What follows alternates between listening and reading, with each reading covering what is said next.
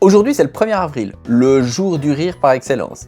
Que ce soit en collant des poissons en papier dans le dos des gens, en faisant des pranks plus ou moins bien dosés qui finissent parfois, voire souvent en catastrophe, ou simplement en faisant croire n'importe quoi à des amis juste pour rire.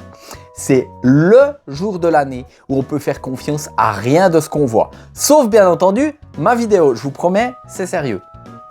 Mais est-ce que vous vous êtes déjà arrêté 2 secondes pour vous demander pourquoi on rit en fait? Physiquement, je veux dire. C'est quand même un truc hyper bizarre. On n'arrive plus à respirer, on fait des bruits hyper chelous qui sortent tout seuls, les muscles du visage se crispent comme si on avait une crise. Et dans les cas extrêmes, on finit plié en deux, les yeux qui pleurent, les abdos douloureux, sans plus pouvoir respirer. Et pourtant, on en redemande. Si on regarde ça d'un point de vue purement biologique, ça ressemble presque à une petite crise d'épilepsie. Pourtant, c'est une des expériences les plus agréables qu'on connaisse. On se sent léger, vivant, ça rend juste heureux. Mais le plus fascinant, c'est pas ce qui se passe dans les poumons ou dans les abdos, c'est ce qui se passe dans la tête. Pourquoi une blague nous fait hurler de rire alors que la même histoire racontée par quelqu'un d'autre ou dans un autre contexte nous laisse totalement de marbre? Pourquoi les pranks et les caméras cachées sont hilarants pour certains et super gênants pour d'autres? C'est par exemple mon cas. Franchement, les pranks, je suis pas fan. Pourquoi un mème complètement absurde ou juste un mot bien placé peut nous faire exploser de rire alors qu'une blague bien construite va juste tomber à plat? Le rire, c'est pas juste une réaction, c'est un outil de survie, un marqueur social ultra puissant et une vraie énigme psychologique que les plus grands penseurs essayent de résoudre depuis l'Antiquité. Platon, Aristote, Kant, Freud, tous se sont cassés la tête dessus. Et aujourd'hui encore, avec les neurosciences et la psychologie moderne, on commence à peine à gratter la surface.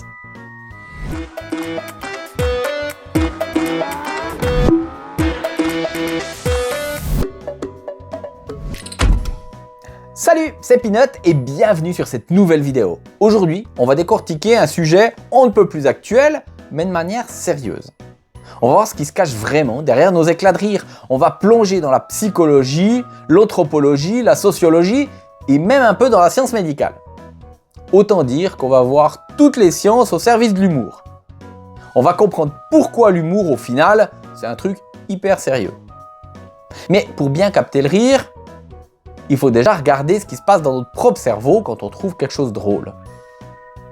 Les psys et les philosophes ont bossé pendant des siècles sur 3 grandes théories qui expliquent pourquoi on finit par lâcher un rictus ou un fou rire monumental. On va détailler une par une avec des exemples concrets parce que ce sera bien plus clair comme ça. La première, c'est la plus ancienne, c'est celle de la supériorité. Elle remonte carrément à Platon et Aristote. Mais c'est Thomas Hobbes qui l'a vraiment théorisé au XVIIe siècle dans son bouquin Léviathan. Pour lui, le rire, c'est une gloire soudaine. En gros, selon cette théorie, on rit quand on se sent tout à coup supérieur à quelqu'un d'autre. Imaginez, vous regardez une compilation de fails sur YouTube. Un mec qui glisse sur une plaque de glace, une fille qui tombe dans une piscine, paf, vous rigolez. Et moi aussi. C'est pas parce qu'on est méchant, c'est parce que notre cerveau se dit « Ouf, c'était pas moi ». C'est notre ego qui nous rassure.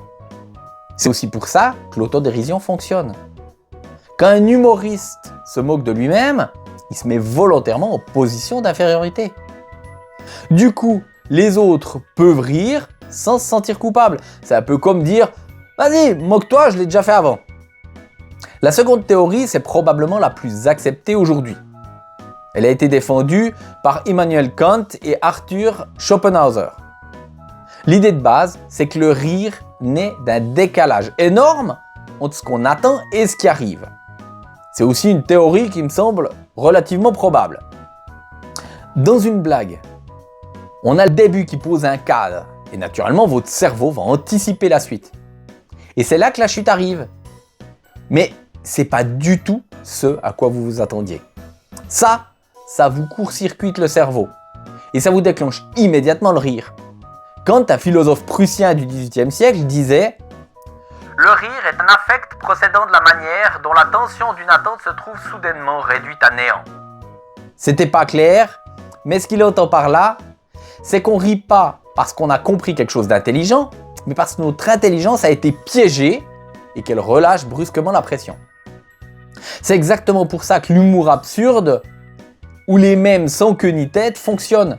Plus le décalage est grand, plus la surprise est forte. Mais attention, si on se retrouve face à quelque chose de trop menaçant, de trop bizarre, ça nous fait plus rire du tout.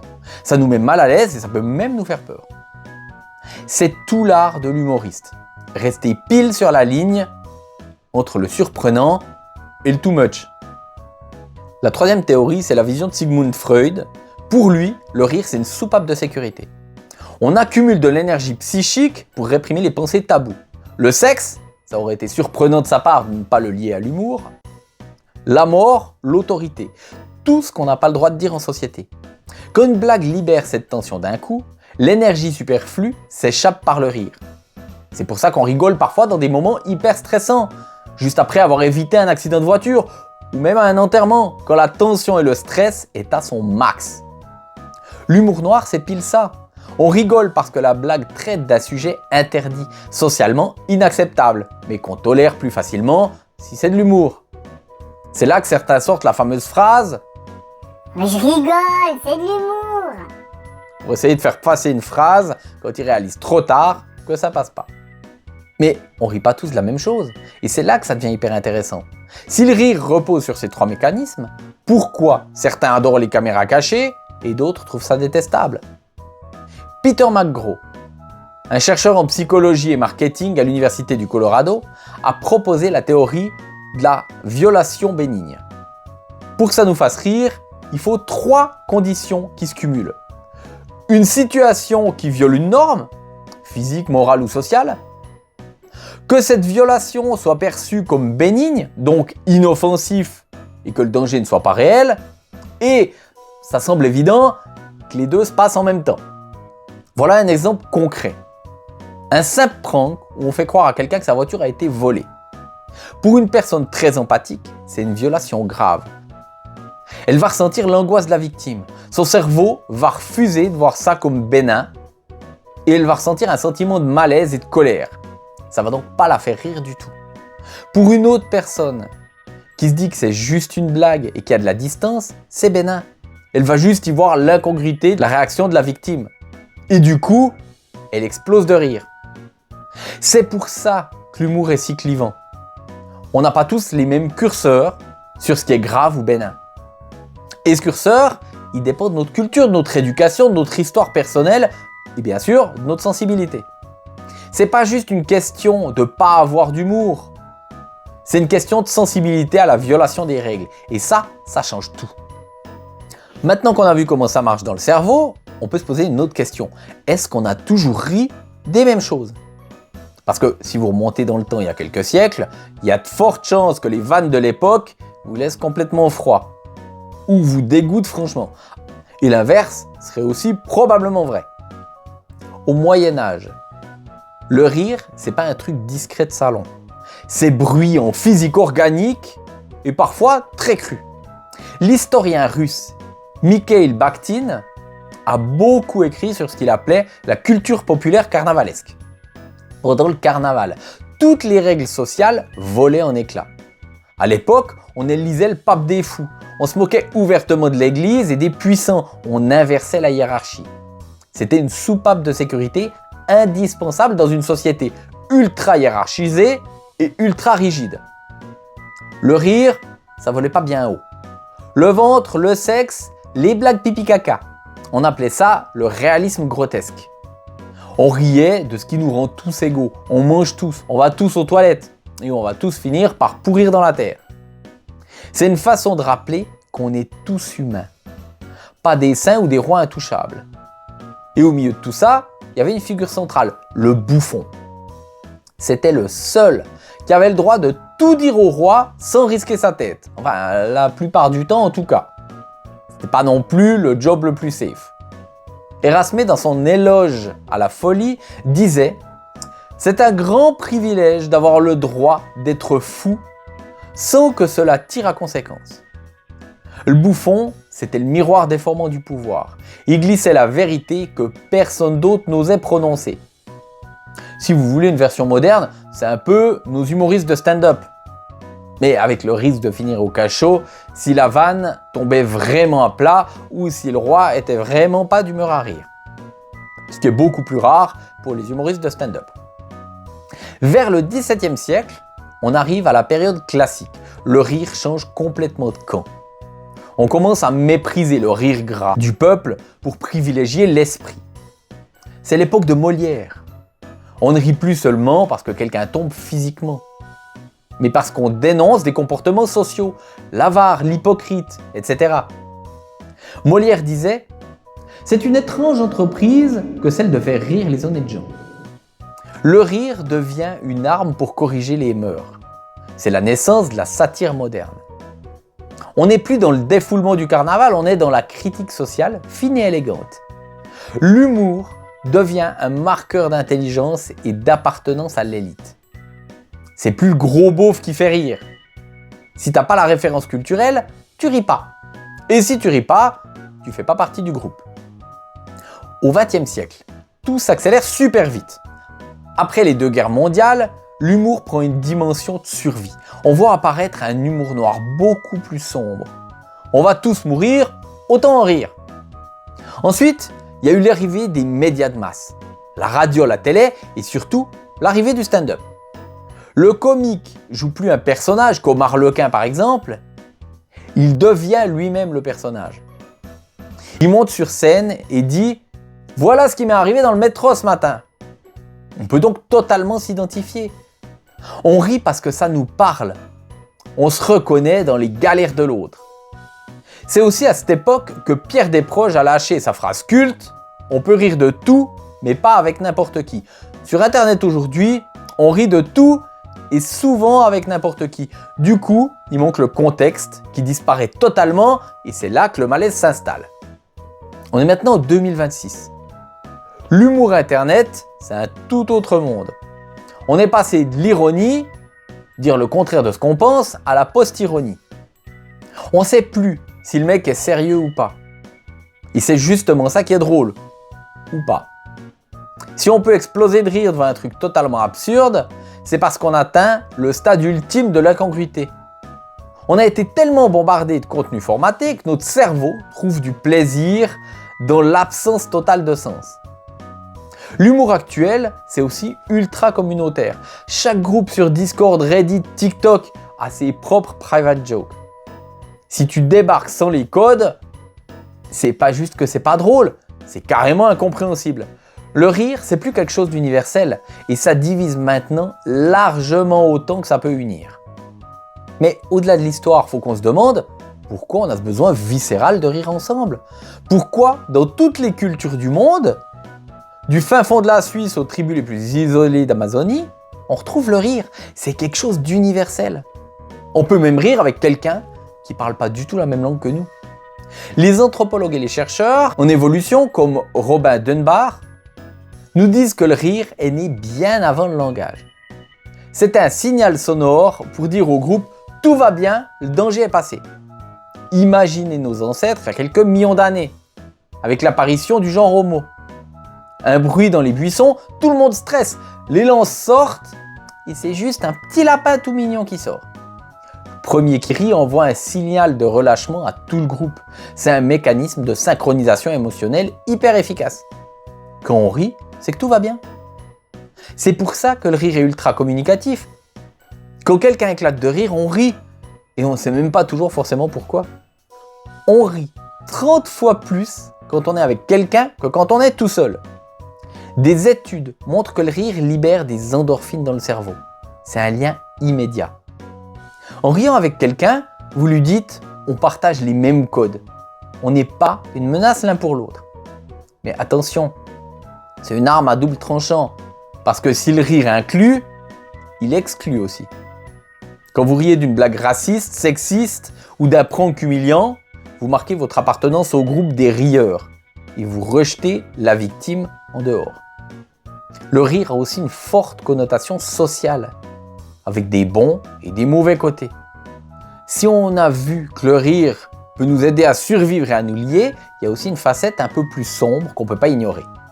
Le rire, comme je le disais, a une forte connotation sociale. C'est donc aussi un outil de pression sociale, un moyen de dire à quelqu'un « Hé, ce que tu fais là, c'est pas normal, rentre dans le rang !» Pour comprendre ça, il faut lire Henri Bergson dans son livre « Le rire » de 1899. Il explique que la société a horreur de la rigidité. On attend des humains qu'ils soient souples, attentifs, vivants. Quand quelqu'un se comporte comme une machine, qu'il est distrait ou qu'il suit une règle de manière absurde, on rit de lui pour le corriger. Bergson disait « Le rire est avant tout une correction, faite pour humilier. Il doit donner à la personne qui en est l'objet une impression pénible. » C'est vrai que c'est plutôt violent comme façon de voir. Pour rire de quelqu'un qui trébuche ou qui fait une gaffe sociale, on est obligé pendant une fraction de seconde d'éteindre notre empathie. Si on ressent trop la douleur de l'autre, on ne peut plus rire. C'est pour ça que les personnes très empathiques ou très sensibles sont parfois imperméables à certains types d'humour. Elles n'arrivent pas à couper ce contact émotionnel. Alors, il y a une grande question qui revient tout le temps. Pourquoi les sketchs qui faisaient hurler de rire il y a une vingtaine d'années sont aujourd'hui jugés problématiques, voire carrément bannis? C'est pas parce que les gens sont devenus trop fragiles, c'est que la cible du rire a changé. Pendant longtemps, l'humour consistait majoritairement à rire des minorités ou des gens en position de faiblesse. C'était facile parce que les gens n'avaient pas de voix pour répondre. Aujourd'hui, avec les réseaux sociaux, ces cibles ont pris la parole. Elles peuvent dire « Eh, votre blague, en fait, elle force des préjugés qui nous poursuivent dans notre vie quotidienne. » L'humour évolue avec la morale de la société.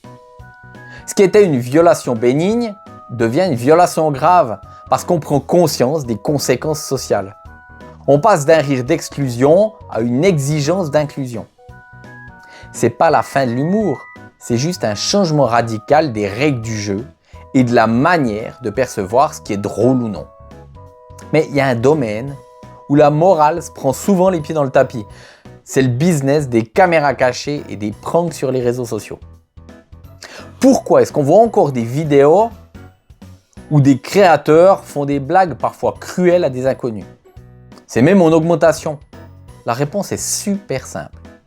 L'argent. Dans l'économie de l'attention, le rire ou même le malaise, c'est tout bonnement une mine d'or. Une vidéo de prank coûte 3 fois rien à produire. Une caméra ou un téléphone, un petit micro et un peu d'audace. En termes de rétention d'audience, c'est imbattable. L'émotion forte génère du clic et du temps de visionnage. Sur une petite chaîne, si vous voulez faire des vues rapidement, le prank est une ressource hyper efficace. Mais c'est un calcul risqué pour la réputation à long terme. Beaucoup de gros créateurs qui ont construit leur empire sur le malaise finissent par être cancel. Parce qu'ils ont dû aller toujours plus loin pour garder l'audience. Parlons chiffres. Sur le marché francophone, une vidéo qui fait 1 million de vues peut facilement rapporter plus de 1000 francs de revenus publicitaires. Si le prank a coûté presque rien en matos et un après-midi de tournage, le retour sur investissement est énorme. C'est pour ça que le contenu survit malgré la critique, parce que c'est rentable. Heureusement, le rire, c'est pas qu'une histoire de gros sous ou de moquerie. C'est aussi un outil de résistance politique incroyable. Dans les dictatures, l'humour est souvent le dernier espace de liberté. C'est un humour caché, un langage codé qui permet de se reconnaître entre opposants en réduisant les risques de se faire arrêter. Rire de l'oppresseur, c'est lui enlever une partie de son pouvoir. Si on peut rire de quelqu'un, on ne peut pas en avoir peur de la même manière. C'est pour ça que les régimes autoritaires détestent les caricaturistes et les humoristes. Parce que, étonnamment, ils ne supportent pas d'être ridiculisés. Et vu que c'est en général des sources d'inspiration inépuisables, ils réprimandent à tout va. On a parlé psychologie, histoire, sociologie, mais il y a un truc qu'on entend souvent et qu'on n'a pas encore vraiment vérifié. Rire, c'est bon pour la santé, selon un dicton populaire. Est-ce que c'est juste une expression pour nous faire oublier nos problèmes ou est-ce qu'il y a une vraie réalité scientifique derrière? Quand on rit, notre corps s'agite dans tous les sens et pas que physiquement. D'un point de vue physiologique, le rire déclenche une cascade de réactions positives. Il réduit drastiquement la production de cortisol, l'hormone du stress. C'est pour ça qu'on se sent physiquement vidé, dans le bon sens, après un gros fou rire. Le cerveau libère de la dopamine, la molécule de la récompense, et des endorphines, des opiacés naturels qui ont un effet antidouleur. Rire 10 minutes par jour, c'est même un exercice physique. Ça sollicite le diaphragme, les abdos et ça augmente le rythme cardiaque, ce qui améliore l'oxygénation du sang. D'ailleurs, il y a une science qui s'appelle la gélotologie, qui est simplement la science du rire. Norman Cousin, un journaliste américain, en a fait l'expérience dans les années 70. Diagnostiqué avec une maladie grave et douloureuse, une spondylarthrite ankylosante, les médecins lui donnaient peu de chance. Il s'est prescrit lui-même des doses massives de vitamine C et surtout des séances de rire. Il se tapait 10 minutes de grosses barres qui lui permettaient 2 heures de sommeil sans douleur. Il a raconté tout ça dans son livre Anatomy of an Illness et a vécu bien plus longtemps que ce qui lui avait été annoncé. Des études modernes confirment même que le rire améliore le système immunitaire, baisse la tension artérielle, aide contre la dépression et même augmente le seuil de tolérance à la douleur. Même un rire forcé finit par avoir des effets réels. Le cerveau ne fait pas toujours la différence au début entre un rire sincère ou un rire simulé. On a vu naître des clubs de rire qui se développent un peu partout, y compris en Europe. Si vous avez déjà essayé, vous avez vu qu'Lia a encore énormément de mal avec le rire. Elle nous sort souvent des blagues plutôt affligeantes et surtout pas drôles du tout. Le rire, c'est implicite et ça, elle ne le comprend pas. Elle n'a pas d'ego. Elle ne peut pas pratiquer l'autodérision de manière sincère. Elle n'a pas de vécu de galère réelle et elle n'a pas de tabou personnel. En gros, elle ne comprend rien. Parce que le rire, c'est pas mathématique, c'est viscéral. Des études récentes montrent que des IA comme ChatGPT arrivent à générer des blagues correctes au niveau du texte, mais qui restent prévisibles. Et donc, qui ne sont pas drôles. Parce que c'est cette étincelle purement humaine qui fait qu'on se reconnaît dans la blague. L'humour reste pour l'instant totalement imperméable aux machines. On est les seuls à pouvoir se faire bugger volontairement pour le plaisir. Pour finir cette vidéo spéciale 1er avril, je voulais qu'on revienne sur l'idée de départ. On a vu que le rire est à la fois une arme, un ciment social, un remède et un outil de business. C'est pas parce que c'est drôle que c'est forcément gentil ou innocent. La prochaine fois que vous regardez un prank où quelqu'un est humilié, posez-vous la question de savoir pourquoi ça vous fait rire. Est-ce que vous riez avec ou de quelqu'un? Parce qu'on l'a vu, c'est pas du tout pareil. Gardez un esprit critique même devant une vidéo de divertissement. C'est ce qui permet de ne pas se faire manipuler par les algorithmes qui veulent juste qu'on reste collé à nos écrans en exploitant nos réflexes les plus primaires. Le rire, c'est probablement ce qu'on a de plus précieux. C'est ce qui nous permet de supporter l'absurdité de ce monde. Et Dieu sait qu'on en a besoin. De créer des liens avec des parfaits inconnus et de rester debout quand tout va mal. Alors riez, riez de vous-même, riez des situations absurdes. Mais essayez toujours de savoir pourquoi vous le faites. Et finalement, est-ce que c'est vraiment drôle? Voilà, c'est tout pour aujourd'hui. J'espère que cette plongée dans les coulisses de vos zygomatiques vous a plu. Si c'est le cas, vous connaissez la chanson. Un petit like, ça aide énormément la chaîne à se faire connaître. Et mettez-moi en commentaire une petite blague, histoire qu'on se marre. Dites-moi aussi quel est le type d'humour qui vous fait le plus rire ou au contraire, celui qui vous met le plus mal à l'aise. N'oubliez pas, on se retrouve mercredi prochain à 18 h pour une toute nouvelle vidéo. D'ici là, prenez soin de vous et marrez-vous, ça peut que vous faire du bien. C'était Peanut, à la semaine prochaine, ciao!